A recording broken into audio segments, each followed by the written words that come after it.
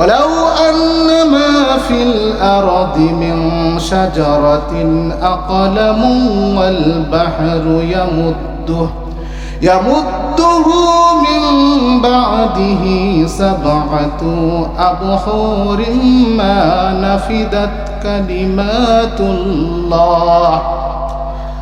তামাম পৃথিবীর সমস্ত গাছগুলো দিয়ে যদি কলম বানানো হয়, আর পৃথিবীর সমস্ত সাগর আরো 7টি মহাসাগর যুক্ত করে যদি কালি বানানো হয়, তাহলে ওই কলম নামক গাছ আর সাগরের পানি নামক কালি দিয়ে যদি আল্লাহর কালামের ব্যাখ্যা লেখা হয়, লিখতে লিখতে ওই সমুদ্রের পানিগুলো শেষ হয়ে যাবে, কিন্তু আল্লাহর কালামের ব্যাখ্যা লেখা শেষ হবে না। সুবহানাল্লাহ। সেই আজব মহাবিশ্বের মহাবিশ্বয় থেকে, কোরআনুল কারীম থেকে আমরা কথা শুনব। তবে কোরআনের কথা শোনারও একটা আদব আছে না? কিভাবে শুনতে হবে? আল্লাহ রাব্বুল আলামিন বলেন, ওয়া ইযা কুরিয়াল কুরআনু ফাসতামিউ লাহু ওয়া আনসিতু লাআল্লাকুম তুরহামুন। যখন কোরআন পড়া হয় তখন তোমরা চুপ থাকো আর মনোযোগ দিয়ে শ্রবণ করো। আশা করা যায় তোমরা সফল কাম হয়ে যাবে, আশা করা যায় তোমরা রহমত প্রাপ্ত হয়ে যাবে। তাহলে কোরআন পড়লে কিভাবে শুনতে হবে? মনোযোগ দিয়ে, চুপ থেকে। আর যদি কোরআনের ময়দানে কথা বলি, হট্টগোল করি, সুরগোল করি, এটা হলো কাফেরদের স্বভাব। আল্লাহ তাআলা বলেন, وقال الذين كفروا لا تسمعوا لهذا القرآن والغوا فيه لعلكم تغلبون। মহান রব্বুল আলামিন বলেন, ওই কাফিররা বলে, ওই আবু জেহেল, উতবা, শাইবা, মুগীরার গোষ্ঠীরা বলে, যখন কোরআন পড়া হয় তখন তোমরা কোরআন শ্রবণ করিও না। যখন কোরআন পড়া হয় তোমরা তখন হট্টগোল করো, গন্ডগোল করো, আশা করা যায় তোমরাই বিজয়ী হয়ে যাবে। তাহলে কোরআনের ময়দানে হট্টগোল করা, গন্ডগোল করা, এগুলো কাদের স্বভাব? কাফেরদের স্বভাব। মুসলমানদের তবিয়ত হলো যখন কোরআন পড়া হবে তখন চুপ থেকে মনোযোগের সাথে শ্রবণ করতে হবে। এখন বলতে পারেন যে কোরআন শুনলে আমরা এরকম অনেকই মাহফিল শুনি, অনেক ওয়াজ আছে, অনেকের মোবাইলে আছে, অনেকেই বলে যে ওয়াজ তো অনেকই শুনি, আর এত শুনতে শুনতে এমন বড় আলেম হয়ে গেছি, আর শোনারই দরকার নেই। হয়তো আপনাদের অঞ্চলে বলে না, হ্যাঁ, আমাদের অঞ্চলে এরকম লোক আছে। কিন্তু কোরআন ভালো না লাগা এটা হলো কাফেরদের তবিয়ত। আর কোরআন শুনলে যাদের ভালো লাগবে এটা হলো ঈমানদারদের পরিচয়। আল্লাহ তাআলা সূরা তাওবার 124 নম্বর আয়াতে বলেন, ফাআম্মাল্লাযীনা আমানু ফাযাদাতহুম ঈমানান ওয়া হুম ইস্তাবশিরুন। ফাআম্মাল্লাযীনা আমানু ফাযাদাতহুম ঈমানান ওয়া হুম ইস্তাবশিরুন। এই কোরআন যাদের ঈমান আছে, এই কোরআন তাদের ঈমানটাকে বৃদ্ধি করে দেয়, আর ঈমান বৃদ্ধি হওয়ার কারণে তাদের মনের মধ্যে আনন্দ অনুভূত হয়, তারা আনন্দিত হয়ে যায়। সুবহানাল্লাহ। এখন কোরআন শুনে কে কে আমরা খুশি? একটু হাত তুলি তো, আল্লাহকে দেখিয়ে দেই। লিল্লাহি তাকবীর, নারায়ে তাকবীর, লিল্লাহি তাকবীর। হাত নামান, তুলো তাকবীর ধ্বনি ধরায় আর একবার। লিল্লাহি তাকবীর, নারায়ে তাকবীর, তুলো তাকবীর ধ্বনি ধরায় আর একবার। এই আওয়াজ শুনে ওরে মুসলমান ভয়ে কাঁপিত কাফির ও বেঈমান। এই আওয়াজ শুনে ওরে মুসলমান ভয়ে কাঁপিত সত্যের সেই হুঙ্কার দাউরে আর একবার, পাপ দুনিয়া হবে ভেঙে চুরমার। বীর মুসলমান ধরো আল কুরআন, বীর মুসলমান ধরো আল কুরআন, ফিরাই আনো সেই হারানো সম্মান। নারায়ে তাকবীর, লিল্লাহি তাকবীর, লিল্লাহি তাকবীর। আমরা আল্লাহর তাকবীর দিব, পৃথিবীর কোনো শক্তিকে আমরা ভয় পাই না, ঠিক কিনা? আল্লাহ তাআলা আমাদেরকে যেন দুনিয়ায় আল্লাহ ছাড়া আর কোনো ব্যক্তির সামনে মাথা নত না হয়ে উঁচু আওয়াজে আল্লাহর সেই তাকবীরকে বুলন্দ করার তৌফিক দান করেন। সকল বলি আল্লাহুম্মা আমিন। সুপ্রিয় সুধী মণ্ডলী, আমি আপনাদের মাঝে সূরা আলে ইমরান, নাম কি? আলে ইমরান, অনেকে আল ইমরান বলি, শব্দটা হলো আলে ইমরান। সূরা আলে ইমরানের 102 নম্বর আয়াত তিলাওয়াত করেছিলাম। আল্লাহ তাআলা বলেন, ইয়া আইয়ুহাল্লাযীনা আমানু তাকুল্লাহা হাক্কা তুকাতিহি ওয়া লা তামুতুন্না ইল্লা ওয়া আনতুম মুসলিমুন। ওহে যারা ঈমান এনেছ, যারা বিশ্বাস স্থাপন করেছ, তোমরা আল্লাহকে যথাযথভাবে ভয় করো আর মুসলমান না হয়ে মৃত্যুবরণ করো না। আল্লাহকে ভয় করতে বলছেন কিভাবে? যথাযথভাবে। কিভাবে? আর আরেকটা কথা বলছেন, কি না হয়ে মারা যাইতে নিষেধ করছেন? মুসলমান না হয়ে। তারপরে আল্লাহ তাআলা বলছেন, ওয়া আতাসিমু বিহাবলিল্লাহি জামিআ, তোমরা সবাই মিলে ঐক্যবদ্ধভাবে আল্লাহর রশিটাকে ধরো। কিভাবে ধরতে বলছেন? ঐক্যবদ্ধভাবে। আমরা এই রূপে আলোচনা করব, তো মেহেরবানি করে আপনারা আমাকে সহযোগিতা করবেন। হট্টগোল গন্ডগোল করলে যিনি আলোচনা করেন তার পক্ষে কঠিন হয়ে যায়, আবার মনোযোগও বিঘ্নিত হয়। হ্যাঁ, তাহলে যে কথা বলছিলাম, আল্লাহ তাআলা বলছেন, কি করতে বলছেন? ভয় করতে বলছেন। এখন ভয় কেন পাবো? অনেক বলেন আল্লাহ তো হলো দয়াময়, আল্লাহ হলো রহমানুর রাহিম, আল্লাহ হলো গফুরুর রাহিম, ক্ষমাশীল, দয়াময়, তাহলে ভয় কেন পাবো? একটা মাদ্রাসার বা স্কুলের শিক্ষক যদি হয় খুবই নরম মেজাজের, সে মনে করেন অত্যন্ত দয়ালু, এই কি ছাত্র ভয় পায়? ভয় তো করার কথা না। তাহলে ভয় পেতে হবে কেন?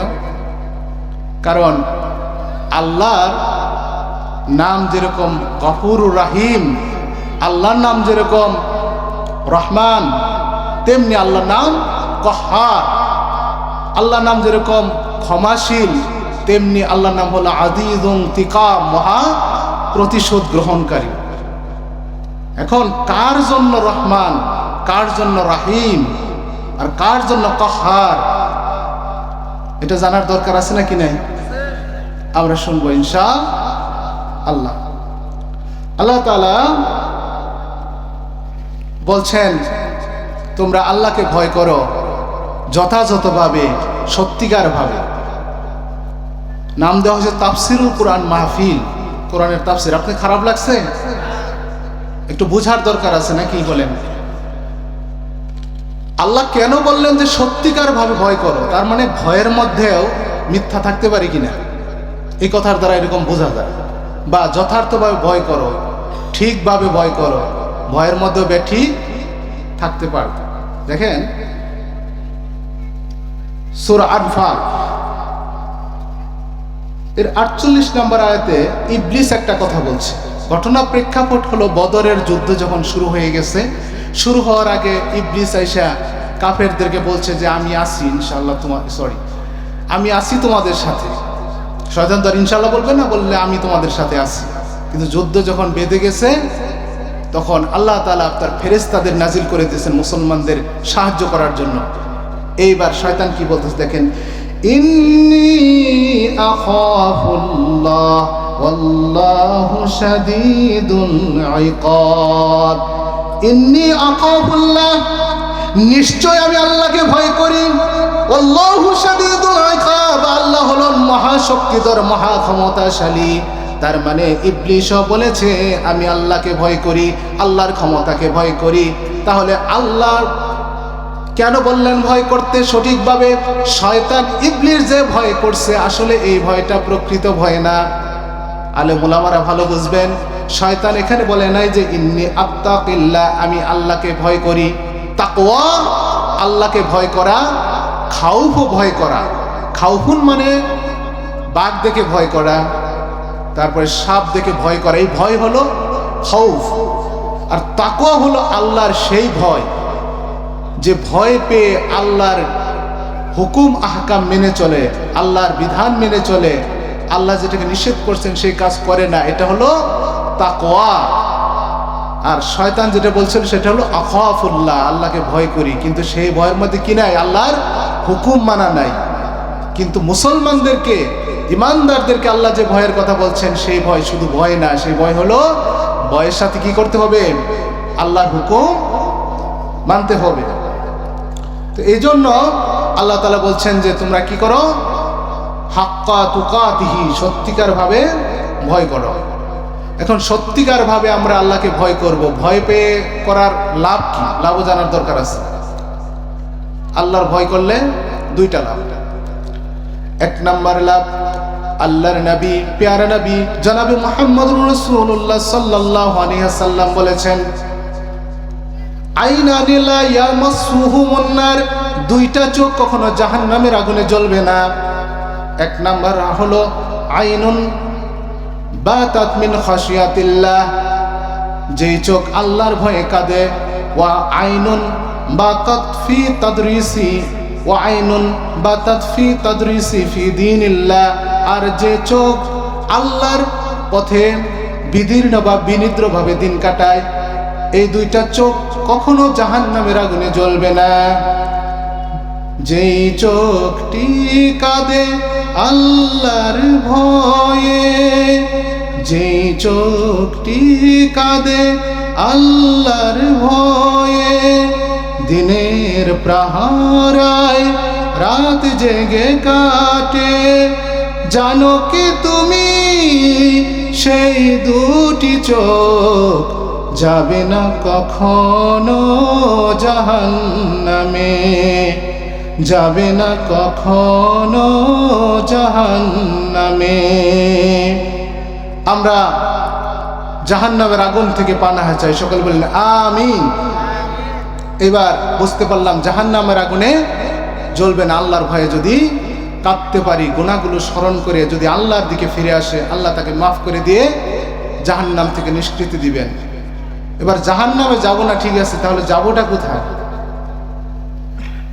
39 নম্বর সূরা জুমার 73 নম্বর আয়াত আল্লাহ তাআলা বলছেন, ওয়াসিকাল্লাযীনা ইত্তাকাউ রাব্বাহুম ইলাল জান্নাতি যুমারা, ওয়াসিকাল্লাযীনা ইত্তাকাউ রাব্বাহুম, যারা রবকে ভয় করার নীতি অবলম্বন করেছে, যারা দুনিয়ার জীবনে আল্লাহকে ভয় করে চলতো, কিয়ামতের দিন হাশরের ময়দানে আল্লাহ রাব্বুল আলামিন আদেশ দিবেন ফেরেশতাদেরকে যে তাদেরকে হাঁকাইয়া হাঁকাইয়া দলে দলে জান্নাতের দিকে নিয়ে যাও।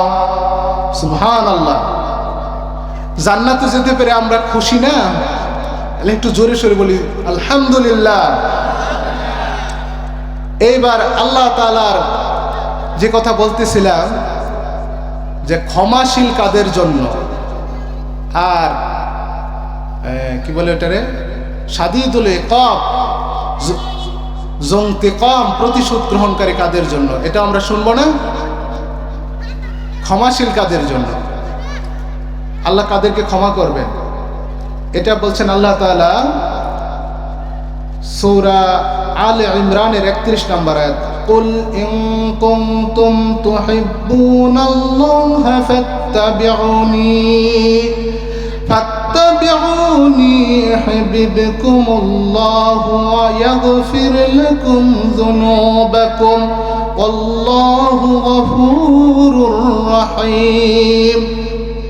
নবী হে আপনি বলে দিন, যারা আমি নবীকে অনুসরণ করবে, যারা আল্লাহকে ভালোবাসতে চাও আমি নবীকে অনুসরণ করো, তাহলে আল্লাহ রাব্বুল আলামিন নিজেই তোমাদেরকে ভালোবাসবেন আর তোমাদের গুনাহগুলো মাফ করে দেবেন। আল্লাহ রাব্বুল আলামিন হলেন গফুরুর রহিম। তাহলে গফুরুর রহিম কাদের জন্যে? যারা নবীকে কি করবে? অনুসরণ করবে। এখন নবীকে অনুকরণ করব শুধু এক ক্ষেত্রে না সব ক্ষেত্রে? জীবনের সকল ক্ষেত্রে। যেভাবে আমরা মসজিদে নবীকে মানব তেমনি পরিবারে মানব। যেভাবে আমরা নবীকে অনুসরণ করব আমাদের নামাজে, যেভাবে অনুসরণ করব আমাদের ব্যক্তিগত জীবনে, তেমনি নবীকে মানতে হবে আমাদের রাষ্ট্রীয় জীবনে। নাকি ভেজাল আছে? ভুল আছে? অনেকে বলেন যে আমার জীবনের আদর্শ হলো মহাত্মা গান্ধী। বলেন, মহাত্মা গান্ধী যদি আপনার আদর্শ হয় তাহলে কি আপনি জান্নাতি লোক? কবি সম্রাট আল্লামা ইকবাল চমৎকার করে বলেছেন, বেমস্তফা বর জান খাহেশ, বেমস্তফা বর জান খাহেশ, রাকে দিন হামিনাস, अगर बेवाने रसीदे तमम अबुल हाबियास। তোমার আদর্শ যদি নবীর আদর্শের সঙ্গে মিলে যায়, জেনে রেখো তোমার দিন হলো সঠিক দিন। আর তোমার আদর্শের সঙ্গে যদি নবীর আদর্শের মিল না থাকে, জেনে রাখো তোমার দিন হলো আবুল আহাবের দিন। এরকম আবুল আহাব মার্কা মুসলমান নামদারি বেঈমান মুনাফিক আজও বাংলার জমিনে আছে নাকি নাই? আল্লাহ রাব্বুল আলামিন আমাদেরকে এদের থেকে মুক্তি দান করুন। আমরা বলছিলাম আল্লাহ রাব্বুল আলামিনের ভয়ের কথা। আল্লাহ রাব্বুল আলামিনকে কেন ভয় করব? আল্লাহ রাব্বুল আলামিন সূরা হাজর 1 ও 2 নম্বর আয়াতের মধ্যে বলছেন, ইয়া আইয়ুহান নাসু তাকু রাব্বাকুম। হে মানব গোষ্ঠী, হে মানব মণ্ডলী, তোমরা আল্লাহকে ভয় করো। ইন্না জালজালাতাস সাআতি শাইউন আযীম। নিশ্চয় কিয়ামতের দিন যে কম্পনটা হবে, এটা হবে একটা ভয়ঙ্কর জিনিস। ইয়াউমা তারাউনাহা তাযহালু কুল্লু মুরদিআতিন আম্মা আরদাআত।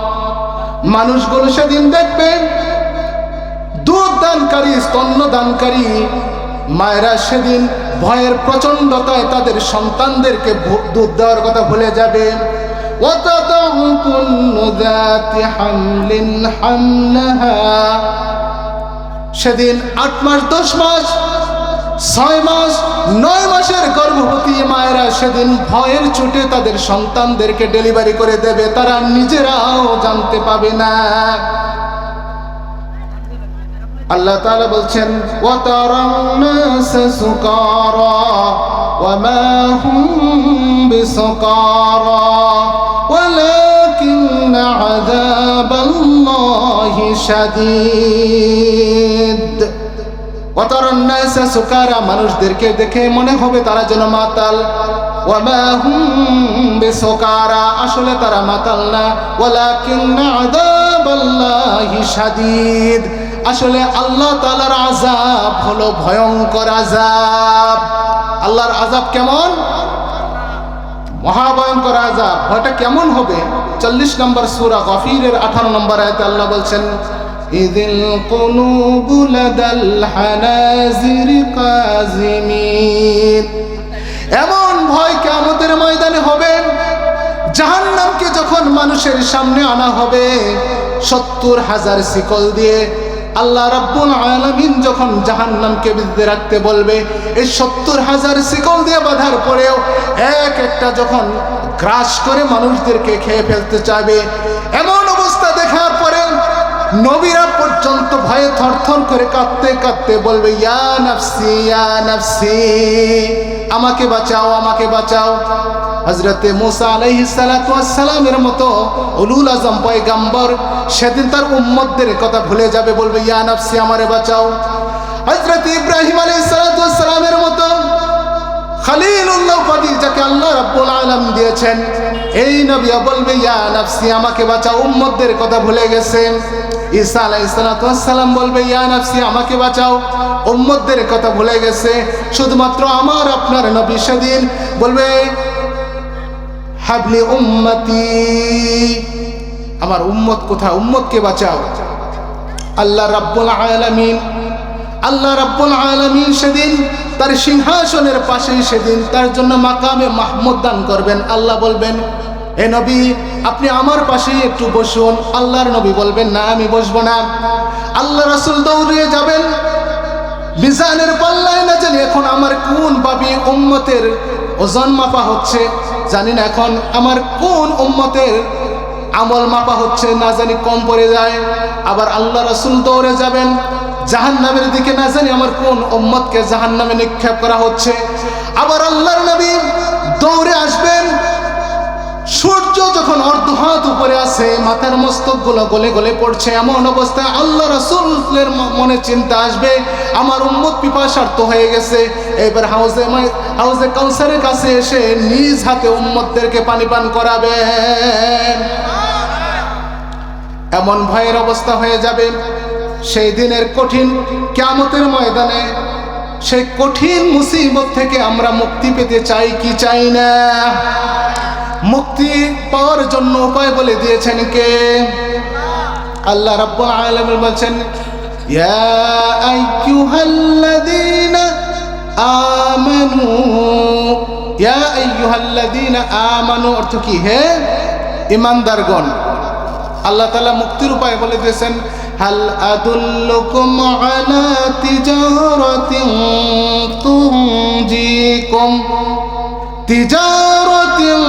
তুনজিকুম মিন আযাবিন আলীম। ইয়া আইয়ুহাল্লাযীনা আমানু তুনজিকুম মিন আযাবিন আলীম। হে ঈমানদাররা, ইয়া আইয়ুহাল্লাযীনা আমানু ইয়া আইয়ুহাল্লাযীনা আমানু হাল আদুল্লুকুম আলা তিজারাতিন তুনজিকুম মিন আযাবিন আলীম। হে ঈমানদাররা, তোমাদেরকে এমন একটা ব্যবসার সন্ধান আমি দিব নাকি যে ব্যবসাটা করলে পরে তোমরা সেদিন কঠিন আযাব থেকে মুক্তি পেয়ে যাবে। তাহলে আল্লাহ রাব্বুল আলামিন কঠিন আযাব থেকে মুক্তি পাওয়ার জন্য কি করতে বলছেন? ব্যবসা করতে বলছেন। তো এটা একটা কথা হলো নাকি? আল্লাহ রাব্বুল আলামিন বললেন যে জাহান্নামের, তারপরে হলো আপনার কিয়ামতের কঠিন আযাব থেকে মুক্তির জন্য কি করতে বললেন? ব্যবসা। জি, একটু কথা হচ্ছে এই জন্য আমার একটু এলোমেলো হচ্ছে। হ্যাঁ, আপনারা থাকবেন, আমাদের মিডিয়ার লোকরা তাদের কাজ করছে। হ্যাঁ, আল্লাহ রাব্বুল আলামিন ব্যবসা করতে হবে, সেই ব্যবসাটা কি? আল্লাহ রাব্বুল আলামিন পরের সেন্টেন্সের মধ্যে বলে দিয়েছেন তুমিনুনা বিল্লাহি ওয়া তুজাহিদুনা ফি সাবিলিল্লাহি বিআমওয়ালিকুম ওয়া আনফুসিকুম। আল্লাহ রাব্বুল আলামিন বলেন তুমিনুনা বিল্লাহ, ঈমান আনো আল্লাহর উপরে। কার উপরে? আল্লাহর উপরে।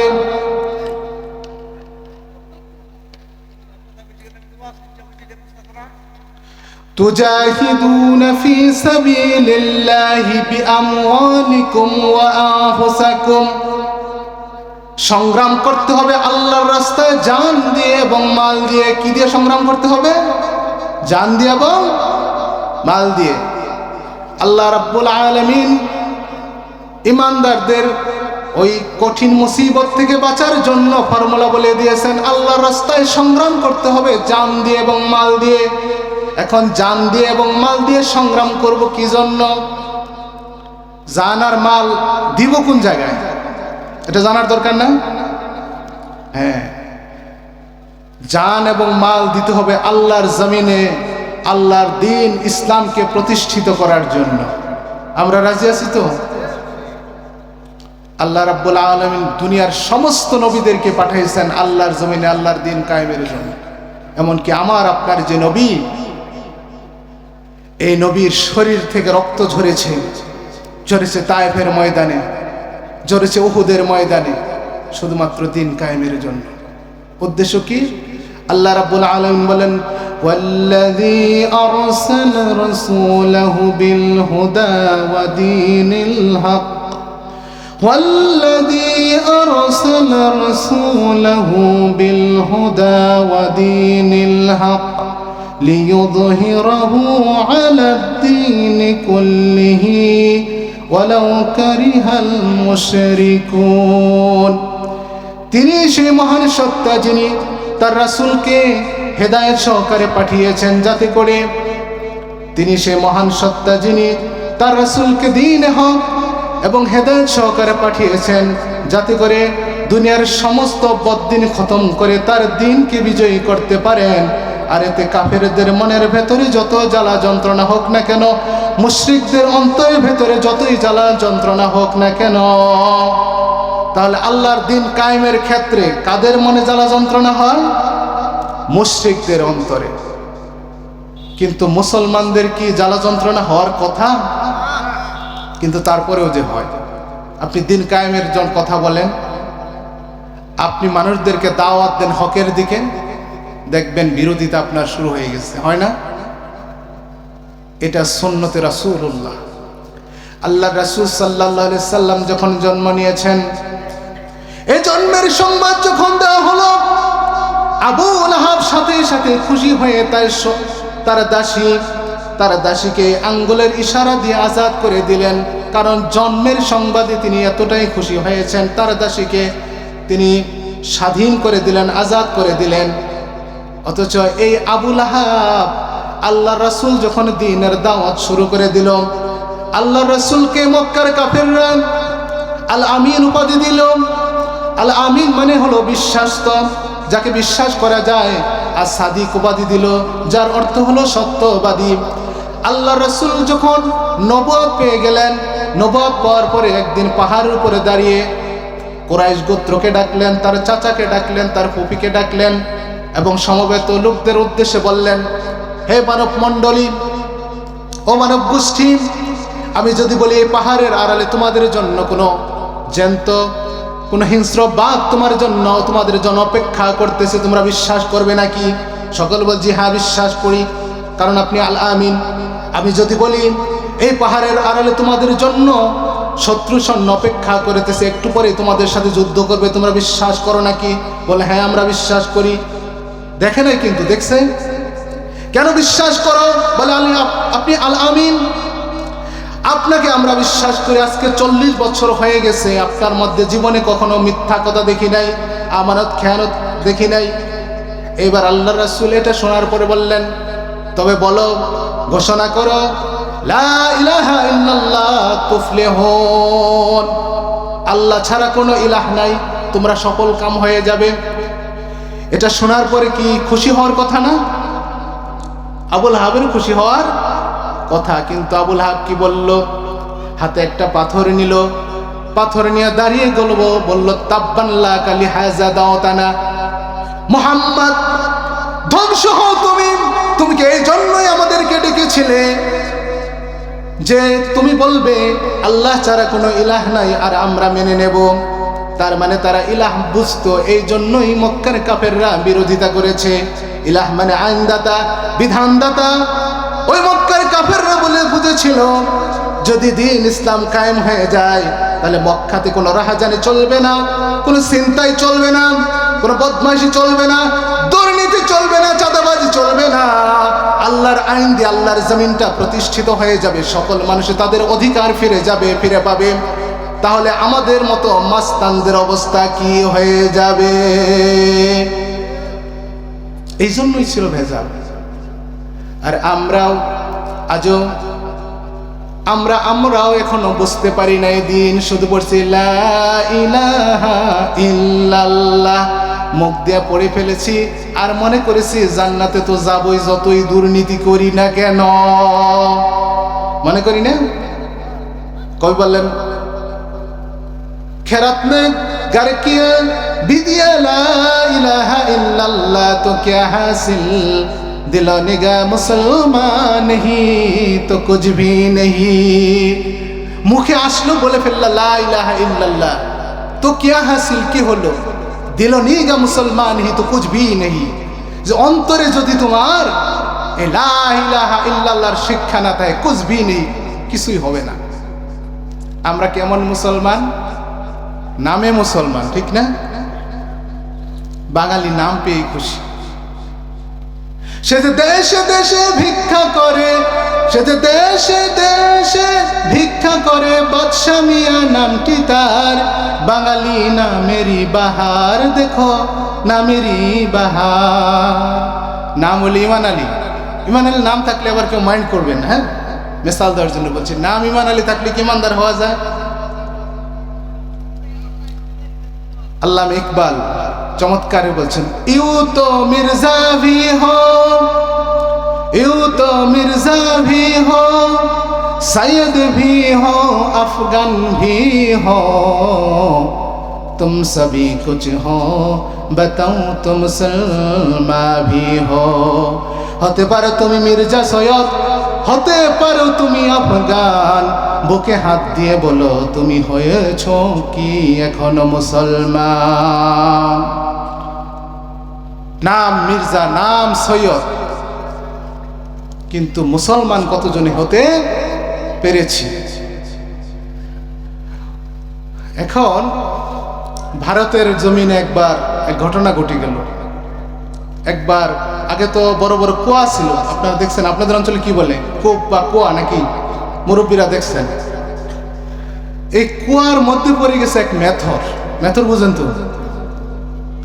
মেথর পড়ে যে তারপরে তারে আর কেউ তুলে না, কারণ মেথর তো বুঝতে পারেন সে কি কাজ করে, কেউ তুলে না। তখন এক লোক বলতেছে যে আওলাদ রাসূল ফর গিয়া, আওলাদ রাসূল ফর গিয়া, মানে আওলাদ রাসূল পড়ে গেছে। দৌড়ে এসে সবাই তুলছে, হায় আওলাদ রাসূল। তারে যখন তুলছে, তোলার পরে বলতেছে, ভাই আপনি কি আওলাদ রাসূল? বলে কি আওলাদ রাসূল? আমি কাজ করি মেথরের। হায় হায়, কি করবা? এরকম আওলাদ রাসূল অনেকে নাম আছে, অনেকের নাম সুন্দর সুন্দর, দেখে মনে হয় জিবরাইল আলাইহিস সালাম মনে হয় ফেল, কিন্তু ওর কাজ হলো পুরাটা ইসলাম বিরোধী।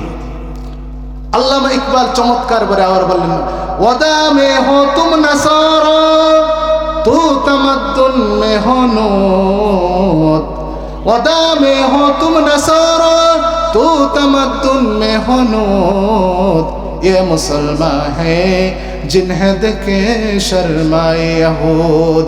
चाल चलने हिंदू तुमी, चाल चलने हिंदू तुमी, খ্রিস্টান তুমি বেশভূষায়, এ যদি হয় মুসলমান, ইহুদিও তারে দেখে লজ্জা পায়। আজকে মুসলমানদের বিশ্বাস, তাদের আকীদা হিন্দুদের চেয়েও নিকৃষ্ট। তাদের বেশভূষা, কৃষ্টি কালচার খ্রিস্টানদের চেয়েও নিচে নেমে গেছে। আর তাদের লেনদেন দেখলে ইহুদিরাও লজ্জা পায় যে এই হলো মুসলমান। আগেকার দিনে আমরা ইতিহাসে পড়তাম, মুসলমানদের চরিত্র দেখে অমুসলিমরা দলে দলে ইসলাম কবুল করত। আর আজকে আমাদের অবস্থা এমন হয়েছে, আমাদের চরিত্র দেখলে অমুসলিমরা আরো দূরে সরে যায়। সবার না, বলি আলহামদুলিল্লাহ, আমরা যেখানে আসছি আমরা তো ইনশাল্লাহ কোরআনের প্রেমিক। কোরআন দিয়ে যারা নিজেদের জীবনকে রাঙাবো, আল্লাহর প্রেমে জীবন সাজাই, তারা এটা করে না। আমার জীবন তোমার রঙে দাও, রাঙিয়ে দাও, আমার জীবন তোমার রঙে দাও, রাঙিয়ে দাও, হেরার আলোয় পাপের কালো, হেরার আলোয় পাপের কালো দাও, মুছিয়ে দাও, আমার জীবন তোমার রঙে দাও রঙিয়ে দাও। সকল বলে আমিন। তাহলে মুসলমান হতে হবে কিভাবে? শুধু নাম দিয়ে মুসলমান হওয়া যায় না। মুসলমান হয়েছেন, ইসলাম কবুল করেছেন হযরত ইব্রাহিম আলাইহিস সালাতু ওয়াস সালাম। 2 নম্বর সূরা সূরাতুল বাকারার 131 নম্বর আয়াত আল্লাহ রাব্বুল আলামিন বলেন, ইয ক্বালা লাহু রাব্বুহু আসলিম। তার প্রভু যখন তাকে আদেশ করলেন আসলিম, আত্মসমর্পণ করো, ক্বালা আসলামতু লিরাব্বিল আলামিন, সাথে সাথে তিনি বললেন আমি আত্মসমর্পণ করলাম বিশ্ব জগতের মহান প্রভু আল্লাহ রাব্বুল আলামিনের উপর। তার মানে মুসলমান হওয়া মানে কি? আত্মসমর্পণ করা। ইসলাম শব্দের অর্থ কি? আত্মসমর্পণ করা। আত্মসমর্পণ করবেন কিভাবে? জন্ম থেকে মৃত্যু পর্যন্ত আমাদের সব কাজ হবে কার বিধান অনুসারে? আল্লাহ রাব্বুল আলামিন বললেন, কুল ইন্না সলাতি ওয়া নুসুকি ওয়া মাহইয়ায়া ওয়া মামাতি লিল্লাহি রাব্বিল আলামিন। বলো আমার নামাজ, আমার কুরবানি, আমার বেঁচে থাকা, আমার মারা যাওয়া সব কিছু হবে আল্লাহর জন্য। কার জন্য? তাফসীরের কিতাবের মধ্যে আসছে জন্ম থেকে মৃত্যু। তার মানে জন্ম থেকে মৃত্যু পর্যন্ত যত কাজ করতে হবে, আপনার পরিবার নীতি, সমাজ নীতি, রাষ্ট্রনীতি, আন্তর্জাতিক নীতি সব কিছুই হবে কার বিধান অনুসারে? আল্লাহর বিধান অনুসারে। আল্লাহ বিধান দিয়েছেন কোন কিতাবের মধ্যে? কোরআন। কোন কিতাব? কোরআন। দুঃখের বিষয়, এই কোরআন থেকে আমরা আজ কাছে না দূরে, শত শত যোজন যোজন দূরে। আল্লাহ তাআলা বলেন, আইনা তাযহাবুনা ইন হুয়া ইল্লা যিকরুল লিল আলামিন। আইনা তাযহাবুন, যাচ্ছ কোথায়? দৌড়াচ্ছ কোথায়? ইন হুয়া ইল্লা যিকরুল লিল আলামিন। এটা হচ্ছে বিশ্ব জগতের প্রভু আল্লাহ রাব্বুল আলামিনের পক্ষ থেকে। তাহলে যিনি আমাদের সৃষ্টি করেছেন, আমাদের মালিক আল্লাহ রাব্বুল আলামিন, আমাদের জীবন পরিচালনার জন্য যে গাইডলাইন দিয়েছেন, যে সংবিধান দিয়েছেন, ওই সংবিধানের নাম কোরআন। আর সেই কোরআন দিয়ে নবী মুকাররম সাল্লাল্লাহু আলাইহি সাল্লাম এমন একটি সমাজ, এমন একটি রাষ্ট্র নির্মাণ করেছিলেন যেখানে চুরি ছিল না, ডাকাতি ছিল না, ছিনতাই ছিল না। মানুষগুলো দরজা খোলা রেখে ঘুমাইতে পারতো। ইতিহাসের পাতা খুলে দেখেন সেই সোনালী যুগ আমরা চাই কি চাই না? চাই। তাহলে মানতে হবে কার বিধান? আল্লাহর বিধান। কিন্তু সেই কোরআন আজও আছে, কিন্তু আমরা পরিবর্তন হইতে পারি না। আল্লাহ রাসূল সাল্লাল্লাহু আলাইহি ওয়াসাল্লাম এমন একটা যুগে, এমন একটা অবস্থার মধ্যে আসছিলেন যখন ঐতিহাসিকগণ লিখছেন আইয়ামে জাহিলিয়া, বর্বর যুগ। যেই যুগে মানুষগুলো এত অসভ্য হয়েছিল, যাদের যৌন তৃপ্তি লাভ করার জন্য একটা নারী ছিল যথেষ্ট। ওটা কার মেয়ে, কার বউ, এই চিন্তা করতো না। যারা মেয়েদেরকে জীবন্ত কবর দিত, নিজের মেয়েকে কবর দিয়েছে, তাদের হৃদয় একটু কেঁপে ওঠে নাই। এমন একটি বর্বর অসভ্য জাতিকে আল্লাহ তাআলা কোরআন কি দিয়ে পরিবর্তন করেছেন? এই কোরআন দিয়ে। কি দিয়ে করেছেন? এই কোরআন দিয়ে। ঐতিহাসিকগণ লিখছেন যে এমন একটা যুগ ছিল যখন শুধুমাত্র উটকে পানি খাওয়ানোকে কেন্দ্র করে একটা যুদ্ধ বেজে গেছে। কি এর যুদ্ধ বেজে গেছে? কি জন্য? উটের পানি খাওয়াইছে।